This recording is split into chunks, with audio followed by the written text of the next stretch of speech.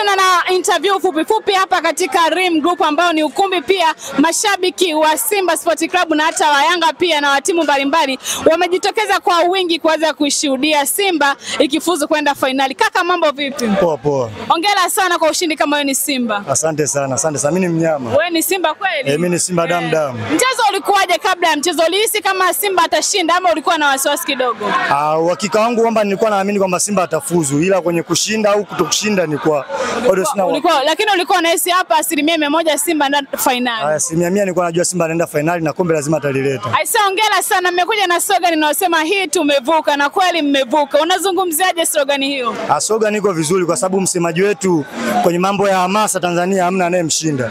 Kwa masuala ya hamasa msemaji wetu yuko vizuri. Big up sana Ahmed Ali, Charlotte kwako, kwenye hamasa uko vizuri. Twende kwa wenyeji wa mchezo Stellenbosch ambao wamekuwa wapinzani wenu kwa siku ya leo. Wamecheza na wamekuwa na mpira mzuri lakini hawajapata walau hata bao moja. Licha kwamba wamefunga lakini ni offside. Unahisi kwa wapinzani wenu shida ilikuwa ni wapi hasa? Wale ni timu ya kawaida kwa kiwango chao, kwa performance yao wamejitahidi. Kwa sababu rank yao inaonyesha mtu namba 21, 22 huko hawezi kukompiti katika kiwango sawa na mtu ambaye yuko namba 4. Simba yupo namba 4 kwa bahati mbaya, ni uwezo, ubora wa kikosi, investment ya Modeuji katika kikosi, ukubwa wa kocha ndio umefanya kiwango chao Stellenbosch kuonekana kama ni underdog kwenye mechi ya leo. Kwa hata kabla ya mchezo ulijua kabisa hawa wapinzani wenu na Simba ni vitu viwili tofauti, hawana level sawa. Hawana level sawa. Mimi kama nilikuwa nasimama na kocha, wao walikuwa hatari kwenye mipira ya kurusha. Tofauti na hapo hawana hatari yoyote wale. Lakini wamemtoa Zamalek. Kumtoa Zamalek sio shida.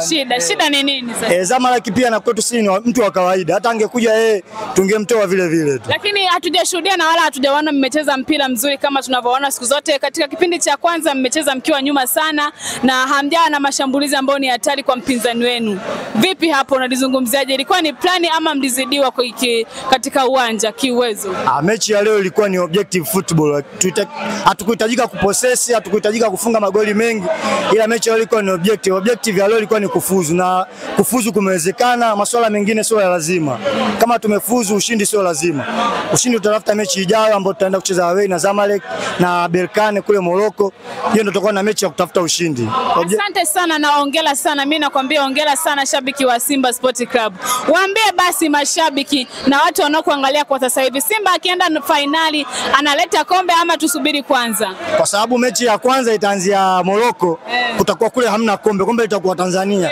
Kwa kuwepo kwa kombe Tanzania inamaanisha kwamba Simba lazima atachukua kombe. Tuandae nauli tu tufuate kombe Benjamin Mkapa. Tuandae nauli tu kwa sababu SGR hapo 31 bei ya Kitanzania, unafikiri ndio kushuhudia Simba anabeba kombe. Basi mimi nitakutafuta unilipie 31 tukalilete kombe. Usijali ndugu mwandishi, nitafute tu. Asante sana na hongera sana. Asante sana.